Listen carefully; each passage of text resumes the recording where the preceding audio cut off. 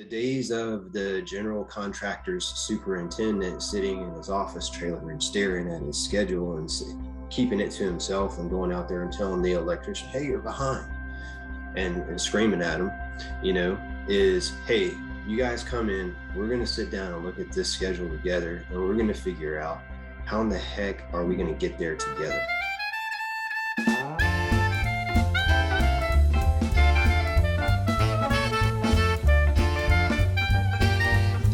And welcome everybody to A Quality Podcast Season 2. We are pleased to have with us today Andrew McLaughlin. Andrew is a lean manager at a large general contracting firm and is here to talk to us about something a little different, which is lean in construction. So we're really excited to branch out into this slightly different area of lean. Andrew, how are you today? Oh man, I'm doing great. How are you guys? Good. So thank you so much for having me, by the way. I appreciate the invitation. Yeah, our pleasure. We're excited about, how does lean apply in different industries? Now, my exposure to construction, I set concrete forms back when I was, young and strong, and got paid cash under the table, don't tell the IRS.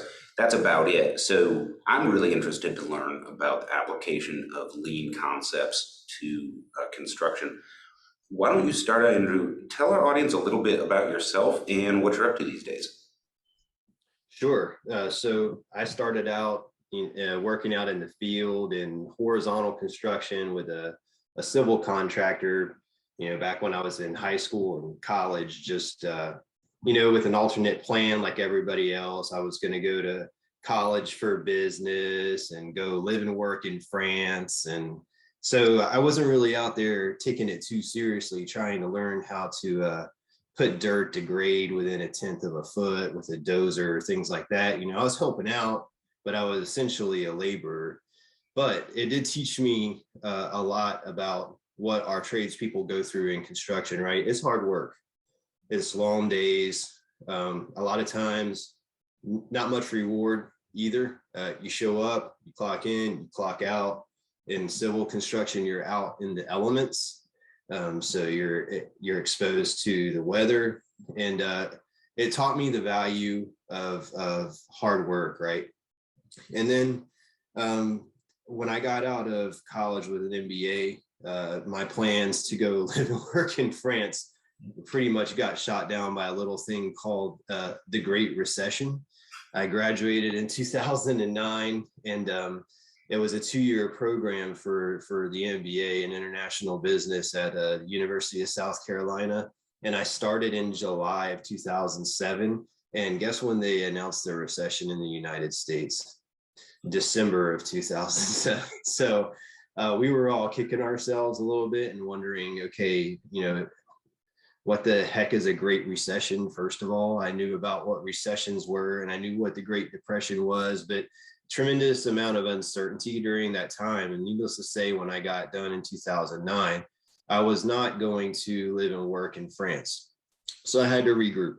And that's when I started looking at alternate careers, alternate business sectors to get involved with. And I did a little stint in manufacturing. I worked in a distribution center for 3 years. And that's when I first learned about lean in manufacturing. I did a green belt in Six Sigma. I learned about process improvement. I learned about 5S, a lot of the real basic structures that you learn about when you start talking about lean in general. But as you know from your background, right? Lean in manufacturing is a perfect world. You're basically inside of a laboratory environment, right? You're not exposed to the elements like you are in construction. You're dealing with an industry that's been talking about lean for 50, 60 plus years in some cases, right? And in construction, there are still people who are graduating with construction management degrees this year that have never heard of lean in construction. It's not taught. If it is taught, it's maybe taught just on the design side, and that's one little tiny piece, right? And I did not know that when I left manufacturing and went to work for a drywall contractor. So again, staying on the trade side of things in construction, that is when I discovered actually that there is a group called LCI, the Lean Construction Institute, that studies and educates people on the application of lean, specifically in the construction industry. And it was like a marrying of two worlds for me, right? Because I grew up around the trades, and then I also knew about lean, and I said, man, this is just a huge can of worms. And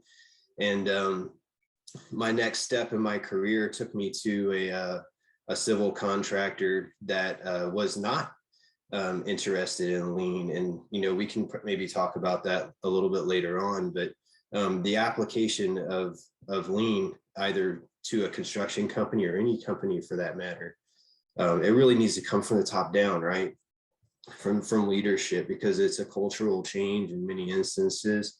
And that company was not interested. I tried for 3 years, and I really missed all the lean stuff. You know, I missed working with people that were in the mindset of continuous improvement, that were not happy with the status quo, that wanted to learn new things and experiment and try to improve, right?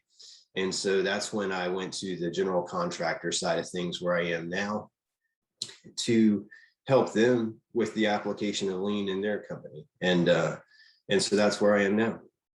Can you give us a little bit about why you had your heart set on France? I'm really interested in that.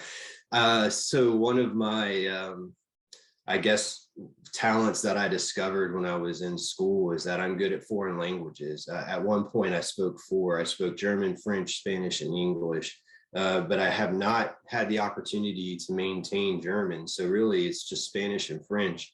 And Spanish, thanks to the construction industry, has been pretty easy for me to maintain. But French, I learned living overseas, and I just enjoyed that language. I enjoyed living in France. And so I thought, all right, this is going to be my goal, to work for a consumer products company. At the time I targeted Dannon. That's who I did my internship with in MBA school. But again, the recession just put a big hold on that. And as it turns out, at the end of my internship, which was the end of 2008, they had already announced the recession officially in France and in Europe at that time. And they said, man, we don't even know if we have a spot for the people who are currently on maternity leave when they come back. It was a really, it's a really disruptive time economically. Je ne comprends pas le français. And for those of you in YouTube land that are wondering what a Great Recession is, a Great Recession is what happens when Great Depression has already been taken. So interesting timing. And, you know, I've found that for a lot of people, certainly in my own life, things that are outside of our control end up being fortuitous events. And we look back and think, you know, the choices that I might have made had I been able to make them wouldn't have allowed me to experience some of the amazing things that I've been able to experience. I don't know if it would be good or bad, but I'm thankful for the path that I did get to take, right? So who knows, you know, you might be living under a bridge somewhere in France if things had gone according to plan. So. Yeah, that's a great point. You know, who knows if at some point in time somebody just said, we're not renewing your work visa, and after all that work, I'd still be back in the United States just a couple of years later, you know, starting from scratch again. Good point. Yeah, you know, the Great Recession could have happened after you got there. I imagine that would have been worse, right? So awesome, interesting background. You mentioned, you know, working in the trades. You mentioned specifically working for a company that had no interest in lean. So there's some commonality there between us, because I've worked for a couple of companies and management was very strongly against lean and even continuous improvement. Obviously, I moved on because I'm not married to lean, but I am married to continuous improvement. I can't stand not improving a business.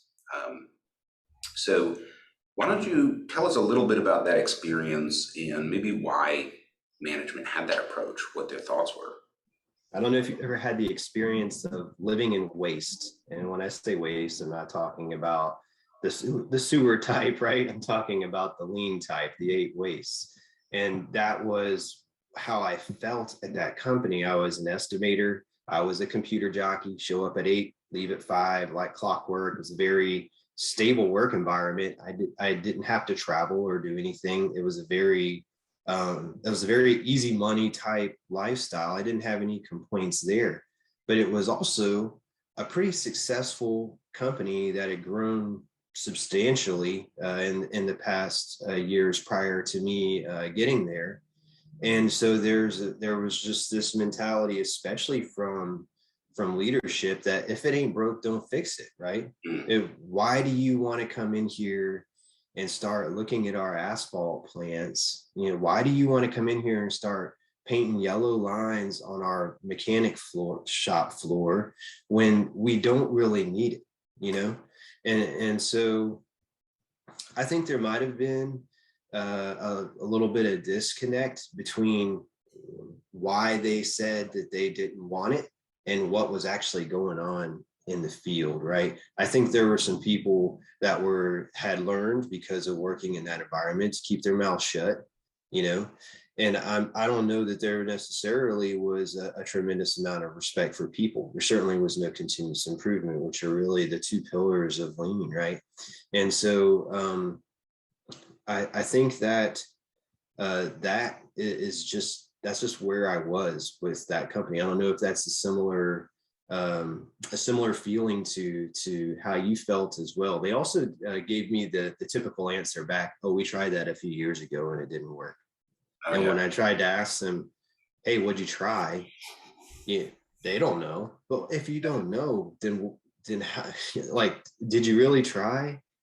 So to me, you've got to be willing at a certain point to be vulnerable and to take a little bit of risk, because believe it or not, it is, to someone who is in a situation where they have the perception that if it ain't broke, don't fix it, we are successful. You are putting what they view as a functioning system at risk by experimenting to try to make it better. And I think that's part of, where leadership is like, what do I do if I endorse this and then it doesn't work? Then it's on me. Yeah, the opposite is directly chasing winners out of your operation. If I'm not allowed to experiment and try what gets better, then we never get better. And I like the way John put it together, because I am like intrinsically married to continuous improvement. I don't care if you change the system, if it's lean, if it's theory of constraints, if it's some new thing I'm not even privy to yet, agilist approach, Scrum Master, but I am like married to the continuous improvement mindset. Yeah, no, I get that 100%. And I think, if we're looking at the reality of continuous improvement, if you just want to talk about the competitive market that you're in, okay, if you are one of 2 producers of XYZ in your market and your one competitor embraces continuous improvement and lean before you just got left behind, buddy.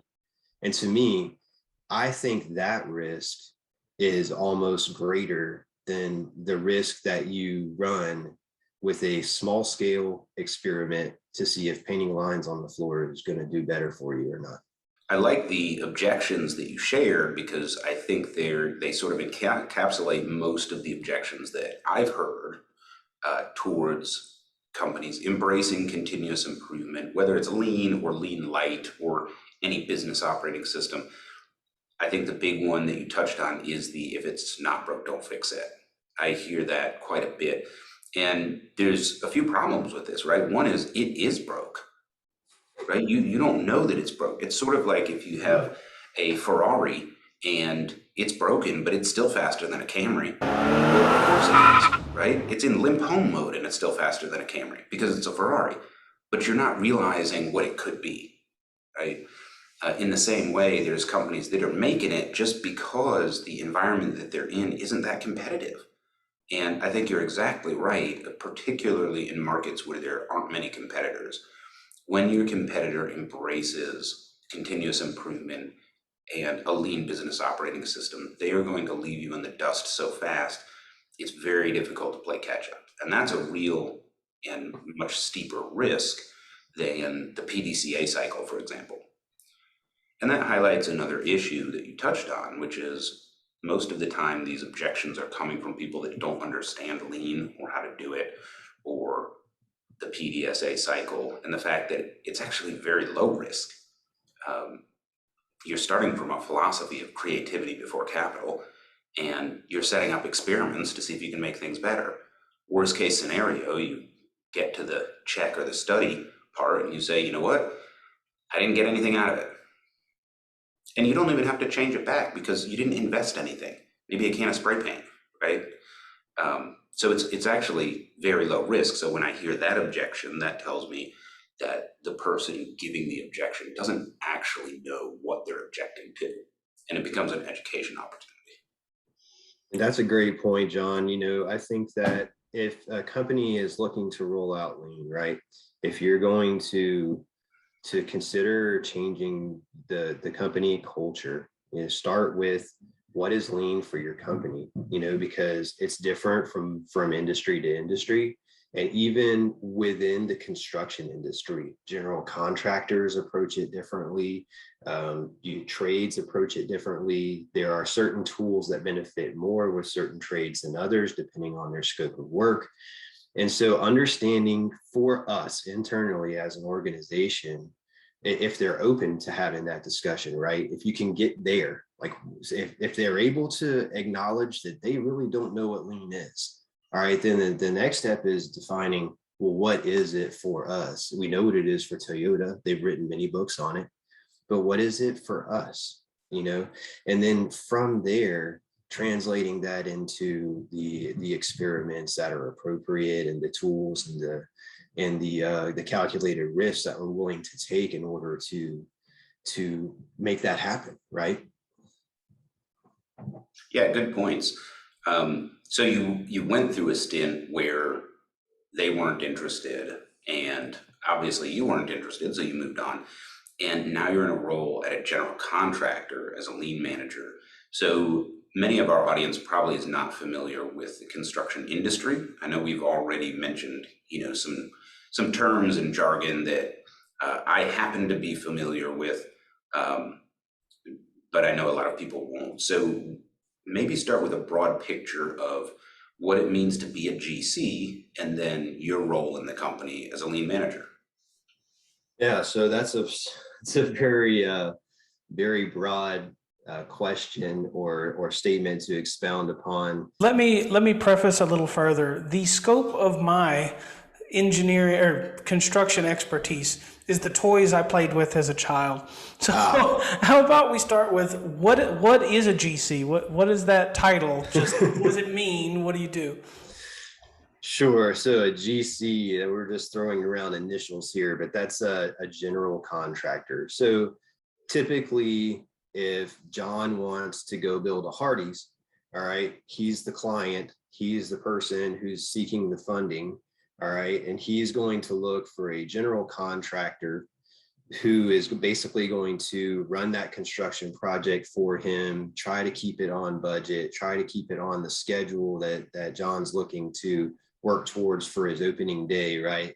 And then the general contractor is going to go to subcontractors or trade partners who do very specific work: plumbers, electricians, carpenters, tile guys, ceiling guys, painters, and get those scopes of work covered in individual contracts that will be all under the general contractor's contract with the client. And so that's where I am. I'm in the GC, the general contractor level. And so as a lean manager, going to John's statement earlier, it is a difficult role from the standpoint that we are going through a transformation in the construction industry on the general contractor level with all of the lean implications to company culture. but we're also bringing along the trade partners, the subcontractors, and educating them and helping them, similarly to what you saw in the manufacturing world, right? Where Toyota says, okay, we're going to work on us first, and then we're also going to work with our suppliers and our second and third tier people that we're working with outside of our organization. The issue with construction that makes it a little bit different from manufacturing is that manufacturers, for the most part, if they want to, they can eat up services and products upstream and downstream, bring them in-house, and then improve them internally, right? As a general contractor, we don't typically go and just buy out the plumber because we're tired of dealing with them, right? Or because we want to teach them about continuous improvement and try to save $20 on the next plumbing contract that we have. It is necessary for us to work with people outside of our organization on a daily basis. And so not only are we combating, the resistance to change internally in our own organization, but we're also combating that with respect to other companies. And so now, instead of you dealing with one leader internally who's telling you, I don't know what lean is, I don't really see the value, I don't think we should do this. Now you've got a leader for every individual company that has a subcontract with you on a job, and you're trying to convince them of the value. And that's part of what I do. That's where I fit in. So vertical integration through biz dev or M&A is off the table for a GC. So the relevant skills are shifted. Once that option's off the table, you have to gain cooperation from your trade partners to behave in ways that are aligned with your own lean philosophy and ways of doing things. I've worked with some suppliers in similar situations, and one of the challenges was getting them to agree to use tools that we needed to run our business. For example, when I was in Tier 1 Automotive, we had a supplier root cause assessment form, and our AQP certification, which was necessary in order to even do business in the space, rested on having that form and using it whenever non-compliance was detected. Very important if you have an automotive recall or anything like that, you have to have these paper trails. And we had a couple of arm wrestling matches where we told suppliers, like, you don't understand, you can't do business with us if you don't fill out this paper. And then we have to review it, and we have to take minutes of the meeting, all of this sort of stuff. So do you have any interesting stories about getting your trade partners to sort of cooperate? We have plenty. But it's again, like kind of what we were talking about earlier, John, is the problems in construction are so basic to the point that if I want to talk about getting the trade to fill out an Excel file in the field, I first have to call their office and remind them that he's supposed to have an iPad. It's not, we're not talking about like people objecting in a forthcoming manner to filling out cells in an Excel file. We're talking about having the capability of doing so just out the door. All right. So you got to have a device. The device has to have access to all the necessary technology stuff, right? You got to have Wi-Fi or data. You got to have the ability to modify an Excel file. Then in some cases, I had that take 2 months with a single trade on a single project. All right. Mind you, this is a trade that we worked with on multiple projects before.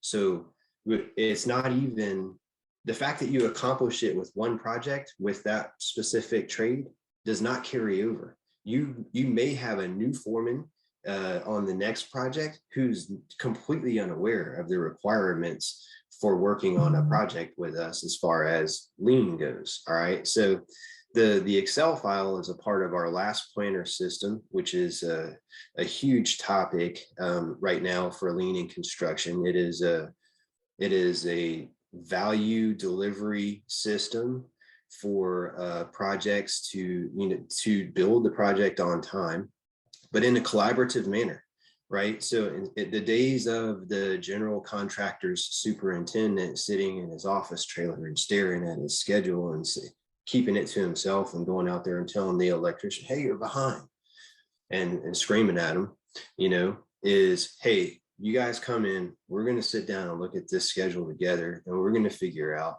how in the heck are we going to get there together and sequence the work appropriately so that we're not on top of each other, so that we're doing it safely, we're doing it on time with appropriate quality, right? And so this, to be able to get a weekly work plan, which is the Excel file that I was referencing earlier, it's a big to-do in some cases. And you're doing it's not a continuous improvement that's linear, right? Because every project is a slightly different. The group of trade partners that you're working with is slightly different. The GC team, so the engineer, for the general contractor, the superintendent, the project manager, they shuffle, okay? And so you get an unevenness, all right? If we want to use lean terms, all right? So what you end up with is the next project, we get 2 or 3 trades that have done projects with us in the past and are aware of weekly work plans, all right? You get another handful that you're going to have to fight for 2 months to get them an iPad. And then on the general contractor side, you've got an engineer who knows what last planner system is, project manager who doesn't, and a fresh college graduate who hasn't heard of any of it at all.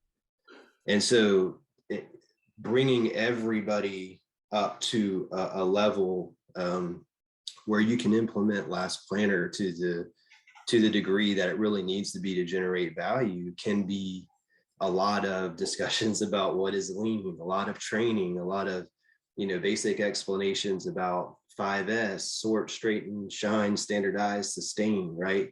All these basic principles. And it's really difficult to press that down to the operational level of a general contractor and to ask a superintendent or a project manager to take these things on, because people have limited bandwidth, right? And also sometimes it takes someone who has a deeper knowledge of the information to be able to explain it well to somebody. Right, so it sounds like a lot of education, collaboration.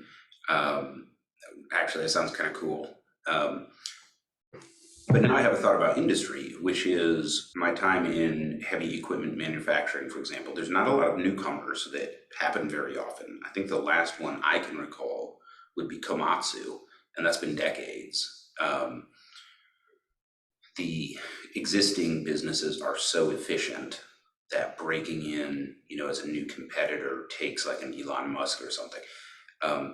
Do you sort of predict the future of the GC in construction is going to sort of solidify into a few major players without a lot of room to break in, barriers to entry?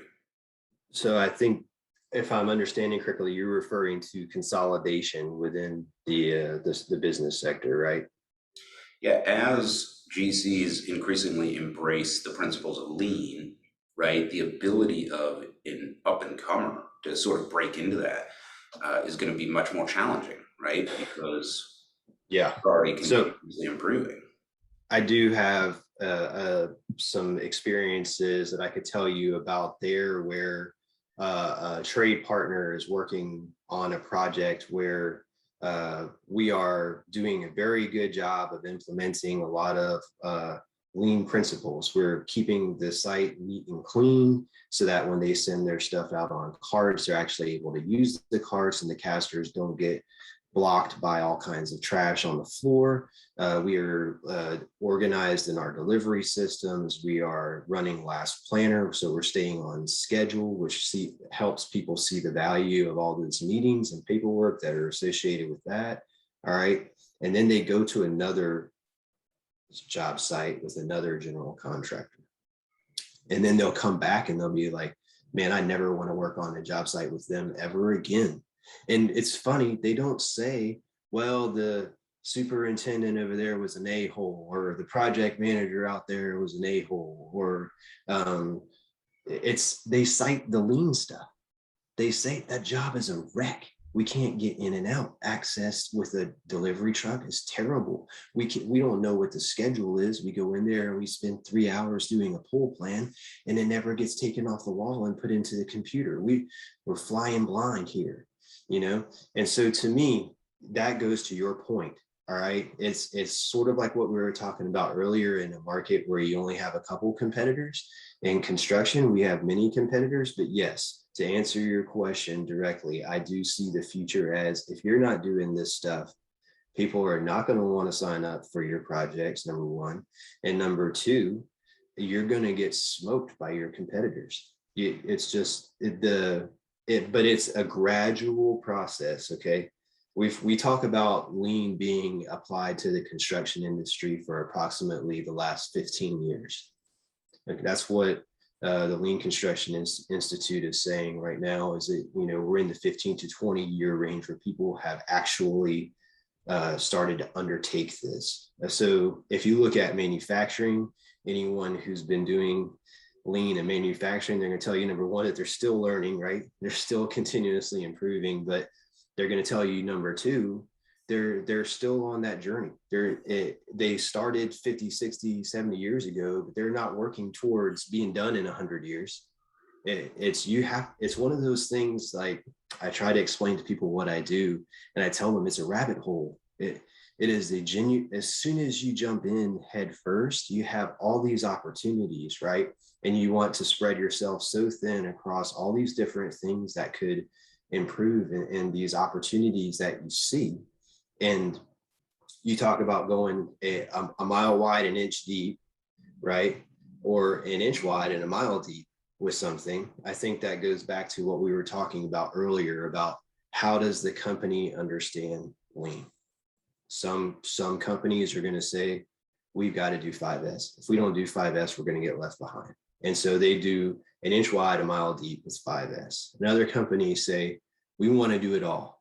And so you're trying to do a bunch of stuff all at the same time, maybe to varying degrees of perfection, but it's just such a broad area, right? And trying to press that down to the people that are boots on the ground doing the standard daily activities, at least with a novice knowledge base of lean and how to apply it in our industry, is very difficult by yourself. That sounds quite challenging. I had a question about visual management. So I think visual management as a theory is one of the most misunderstood lean tools, particularly, you know, for people that aren't super experienced, right? So ideal visual management would never have a board at all. You don't need it, right? Ideally, you can look at the process being performed and know exactly what your status is. And so the existence of visibility walls, or whatever, you know, you call your charts and graphs, that only exists because there's stuff you can't see, right? And in fact, 5S is a visual workspace management tool, not a cleanliness tool, right? So speaking of visual management, one thing with construction is there's some visual management built in. I mean, you can clearly tell if the studs are up or not, right? What type of visual management tools do you use in lean construction, and how does the team use them and kind of react? Again, that's a super broad topic as well. But I like where your mind is there, was saying that if it's a visual process, you don't need a diagram on the wall or a narrative on the wall or bar charts and graphs.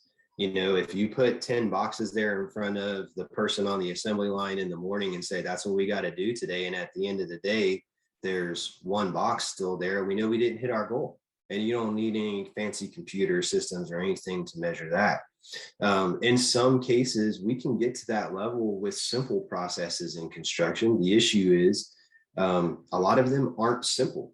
A lot of times, like I said before, we're dealing with multiple trades in a single work area, trying to accomplish a goal of getting that work area built out. And it's not simply drywall and metal studs, and it's not simply overhead roughing electrical or plumbing or any of that. It's all encompassing, right? And so we do a lot of visual management for tracking our schedule.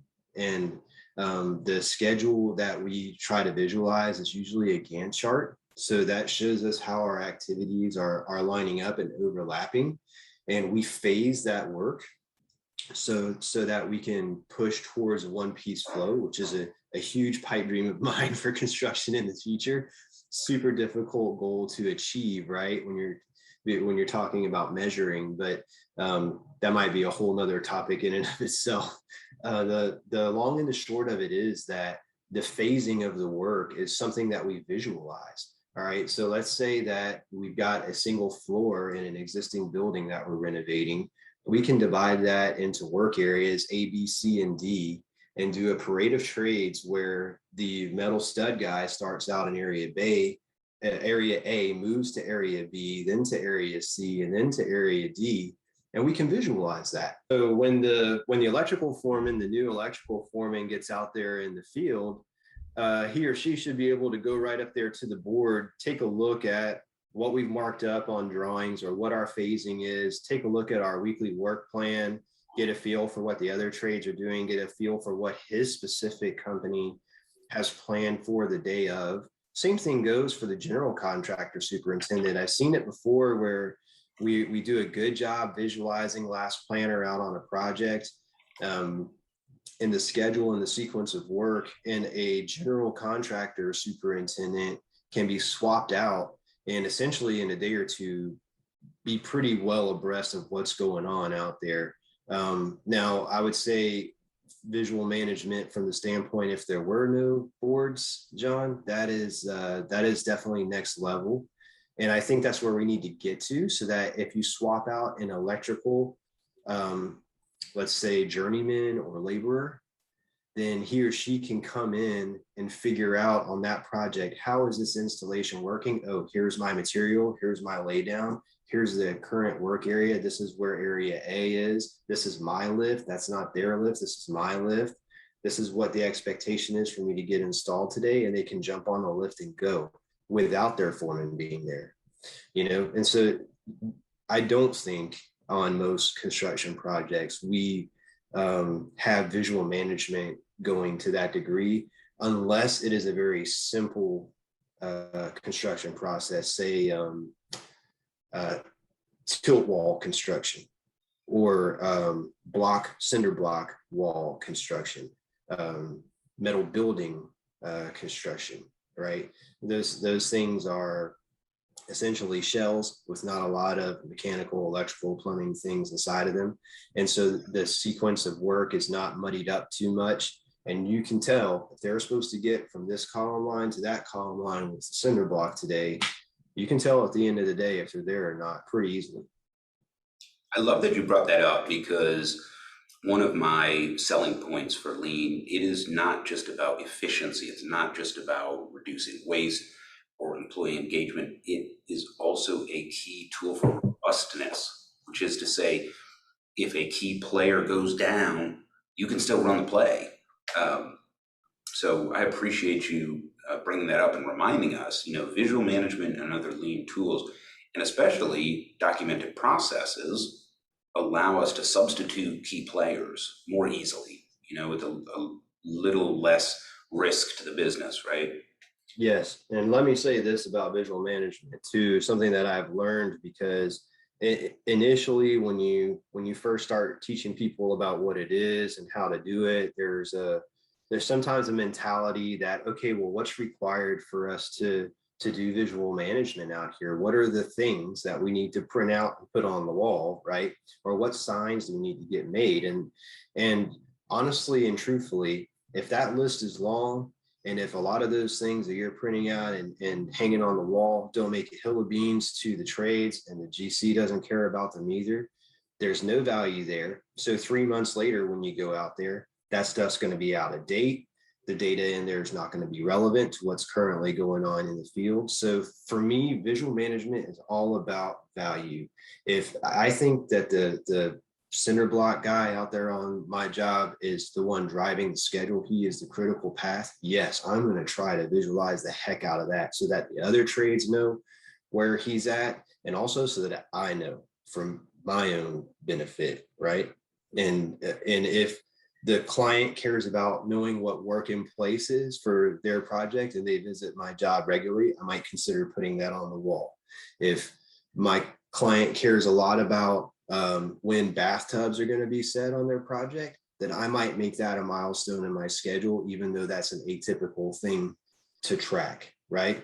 And so it's all about value. What is critical on this project? What is important to my team that we achieve? What is important to the trades on the job that they achieve? What helps them understand what's going on the best? And we're going to try to keep up with that and keep that to date. Yeah, I love that. The idea of creating value, and also, you have to meet people where they're at. I've seen some lean implementation approaches, and everybody learns. I'm not throwing anybody under the bus or judging anybody, but they typically tend to be just graduated from college with an engineering degree, and they throw this. Here's the program, come sit in a conference room for 2 hours while I click through endless slides, and here's 17 charts and all of this. And the people doing the work are like, I came up to the conference room because it's air conditioned and there's free soda, but I'm not doing this. So you have to meet people where they're at, and that's where the 1% better comes in. Yeah, go ahead. That's a really great point. And also too, earlier we talked about leadership categorically saying, I'm not into this lean stuff for whatever reason, whether it's ignorance or something else. But there are also parts and pieces, right? Where maybe a team, maybe we're not talking about the highest of the high as far as leadership levels go, but maybe a team says, hey, that visual management crap, that's BS. We're not doing that stuff out here. We don't care how much you coach us or tell us about it, right? And so there are different levels of resistance, right? But it comes from that approach that I was saying earlier. It's an inch wide and mile deep, because if you're working on a specific item with a leader, an individual leader or a team, and you're trying to get to that depth, and at the 1-inch depth, you're already getting resistance, that's going to be tough work, right? And if you have that occurring with multiple things that you're trying to achieve in your quest to change your company's culture, that can be a lot of work too. So just because the highest of the high say, yes, I'm all in, I want to do the lean stuff, it doesn't mean it's going to happen overnight, because that has immediate effects on the people that are out doing the work. And then also too, they may not fully embrace everything. They might say they like the continuous improvement part, but they think the respect for people part is a bunch of hokum. We're not going to run around singing Kumbaya out on our job sites, right? We're not doing the stretch and flex crap. We think that's baloney.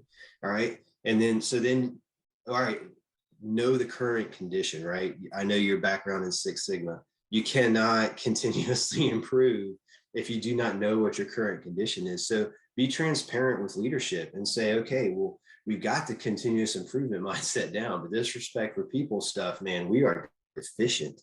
All right. So now we know where we're at. Now, how do we get there? Right. But then that's when the experimenting comes in. That's when the changes occur. Right. I do like the conversation around visual management, because any sufficiently robust visual process empowers people like almost by default. And I'll give you a good example of, I say this about landscaping a lot. If you go out and look at the current state of your backyard, you immediately know what is and is not done. If you needed to pick up a weed whacker and finish, you know precisely what is not done. I liken that to barbers as well. If you look at John's head, that barber is not done with whatever he started there. It is not completed. And a sufficiently robust process brings everybody into that same know. And I think a big struggle is when you're talking about buy-in, especially the higher levels you go, is they literally can't visually see what it is you're talking about. The argument, if you're telling them lean's going to do X for me, they literally have no barometer for physically seeing what you are talking about. And the introduction of sufficiently visual and robust processes is like the number one way I've found to jump For that. the record, my hair was cut by a licensed beautician, which is me, formerly licensed, because when I was in college, you weren't allowed to charge money for haircuts unless you got licensed, and that's how I made money in college, so I got the license. So I don't want to hear your shit, Jake. I always lean at this angle because John took my other ear off. So if I'm turning this way, nobody can tell. No, but I like what you brought up, Andrew, about talking to your audience and what they'll accept and won't. I've been coaching leadership for a while now on the importance of the soft skills in implementing what are essentially engineering outcomes. So when you study the theories of lean, when you study the theories of Six Sigma, theory of constraints, I mean, that is literally physics. Those are engineering ideas. The problem is that that's all they are, is a theory. They have to be applied.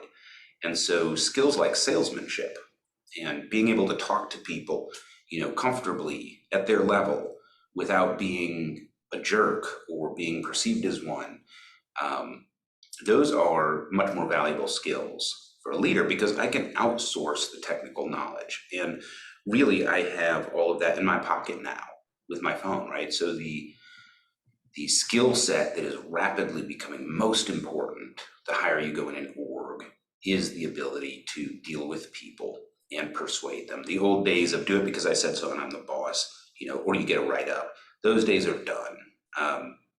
So an example with the trades, I'm running a factory right now and we are all a bunch of tough guys, mostly in our 20s, company excluded. Mostly, I said mostly. And, their balls are bigger than coconuts and they hope everybody knows it, right?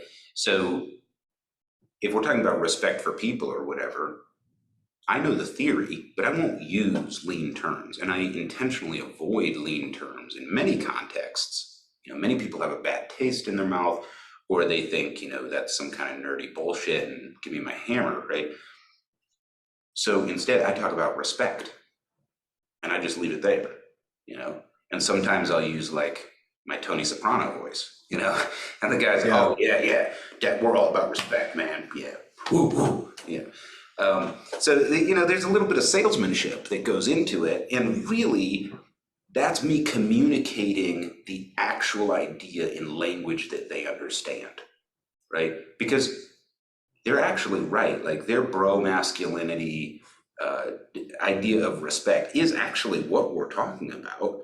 But if you use terms like safe space, respect for people, tolerance, inclusion, belonging, they're liable to give you the bird as they slap their Make America Great Again hat on and stomp out of the meeting, right? So knowing your audience, being able to sell, really critical skills for lean leaders, I think. John, I was in a conversation with a previous coworker of mine, a company who shall not be named, but alas, it's a great company. And as I'm discussing, he came up with the single greatest way to refer to that. This is somebody without a robust lean background, without like tools and tactics in their belt. And he walked up in the middle of this problem and he said, how do I make this less shitty right now? And I thought, you encapsulated that very well. Like you did, you got the entire idea down to that sentence, and I'm kind of grateful. No, that's great. That's like, what bugs you? And I think that's a good selling point for lean. If you're trying to get on someone's level, is just talk with them about what bugs them. These are the opportunities that sometimes leaders don't see. And that's one advantage that I have to being in my specific role, is that I'm, as far as the org chart goes, I'm kind of in the middle. So I can have conversations with people in the field that are actually doing the work, but I can also have conversations with management to try to bring about change, right? And so going to your respect for people topic, John, you're right. That is a skill set that if you're not familiar with the construction industry, is a challenge historically. You're dealing with, again, like you said, the egos and the people who it's my way or the highway, right? And I think that, organizational change is a finicky thing. At some point in time, you're going to adopt this lean culture to the degree that those who are not into it, that aren't at a certain leadership level, they're going to have to make difficult decisions about their career path and decide, okay, is this something that, yes, I've been resisting, I'm going to be a late adopter, or do I want out? And so, I do feel like as a coach, I owe that to everyone to make an effort to get on their level and to use my salesman's hat and to explain things and to a degree that everyone understands. I'm a big proponent, though, of not selling people short, whether it be trades or internal to the organization on the general contractor side. Just because they wear a hard hat doesn't mean they can't learn the word Gemba. All right. But at the same time, if I'm sitting in a room with people and I say Gemba 29 times and on the 30th time they still don't have it, I'm going to start using the word field, and I'm going to adapt my message to get to the people that I need to get to for that next level change. Right. So yes, the respect for people portion is, you've seen it in manufacturing. When you ignore the respect for people part and focus on the improvement part, people get treated like robots. May as well be a machine at that point. All right. As the industrial engineer increases the base rate for that particular task, that person becomes less and less of a person. All right. And so I experienced that firsthand. I got the unpleasant task of having to put people on disciplinary action because as a robot, they were not performing well. All right. And so I frown upon that in the construction industry. I know that, these people have kids that they're trying to support at home. And I'll share a quick story that taught me respect for people early in my career. I was about 29 years old, and I had someone who had a non-production job in the manufacturing world that reported directly to me. I was a supervisor for a specific department.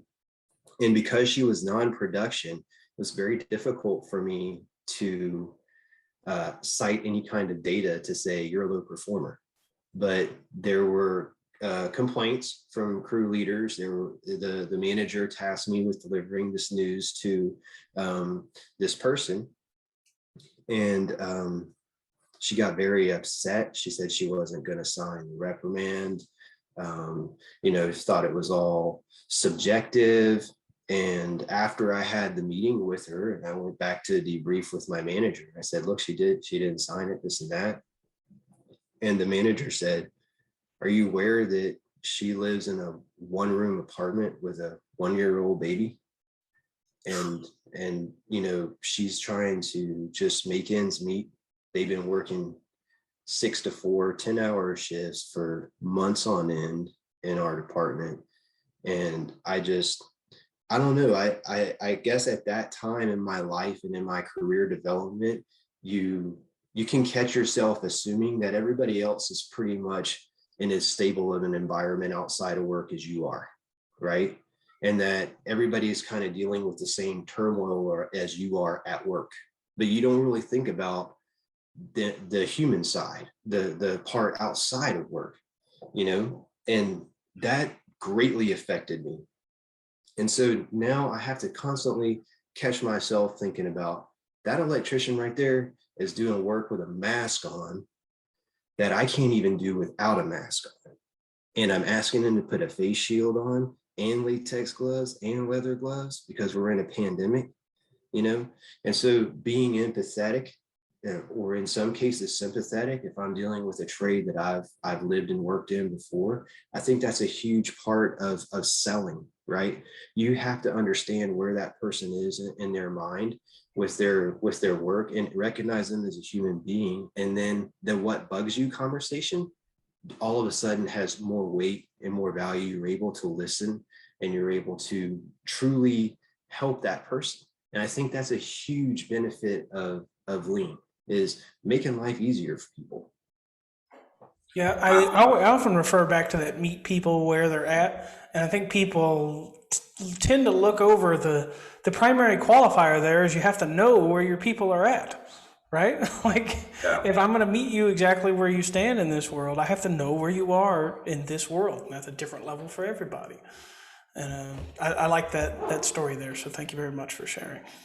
Yes, Well, sir. Andrew, Go ahead, John. that's a very powerful story. Thank you for sharing, and that is a great place to wrap up the show. Hard to believe we've been having fun for an hour already. Do you have any final words of wisdom or thoughts for our audience?